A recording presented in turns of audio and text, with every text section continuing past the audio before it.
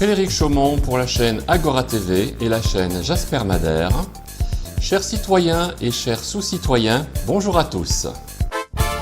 Voici les différents sujets qui seront abordés sur cette vidéo. L'action expérimentale continue.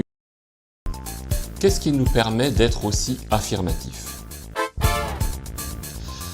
Les lanceurs d'alerte sont toujours à la recherche de la vérité. Sachez les écouter et diffuser largement leurs informations. Mais dans l'immédiat, je voudrais vous parler du Vietnam. Aucun cas de Covid-19, aucun malade et aucun décès du Covid-19 jusqu'en juillet 2021. Pourquoi ce pays fait-il exception à tous les autres?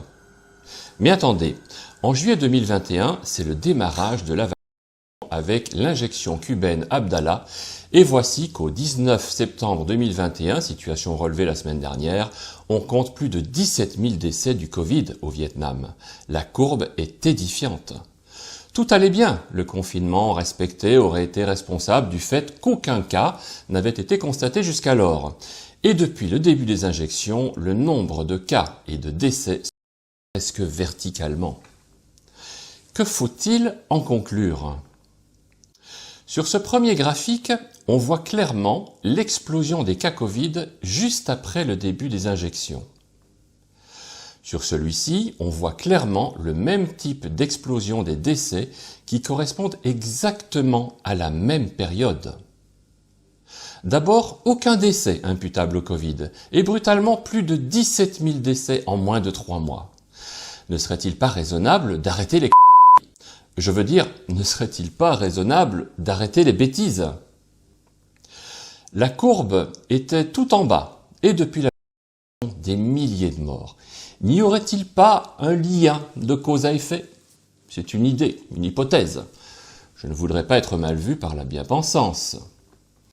Cette pandémie qui aurait commencé il y a 2 ans, cette gigantesque, ne serait-il pas temps d'y mettre un terme avant que la chute constitue une véritable crise pour l'existence de l'humanité? Je m'adresse maintenant à tous ceux qui ont été vaccinés et qui attendent impatiemment leur prochaine. Je ne vais pas essayer de vous faire changer d'avis, car il y a de fortes chances que vous campiez sur vos positions. Vous êtes convaincus que le gouvernement vous veut du bien et que l'injection expérimentale est bonne pour vous et pour votre entourage également. Mais comment expliquer alors ce qui se passe au Vietnam? La question est posée. N'hésitez pas à publier vos commentaires sous cette vidéo. Royaume-Uni. Faisons une petite analyse des décès liés à... La première constatation, c'est que les propres données du gouvernement britannique ne corroborent pas les affirmations concernant l'efficacité ou innocuité. Les taux de mortalité ajustés selon l'âge pour les contre les non pour les semaines 1 à 26 de 2021 sont représentés sur ce graphique. Dans l'ensemble, le graphique montre qu'au fil du temps, le taux de mortalité pondéré des vaccins a régulièrement augmenté et qu'à la semaine 16, 23 avril 2021, il a dépassé celui des non-vaccinés. Une preuve de plus, s'il en fallait davantage, que il faut arrêter ce massacre au plus vite. Nouvelle information relevée par Silvano Trotta. Il a du nez, ce monsieur. Le site, dit Exposé, relève que le nombre de décès...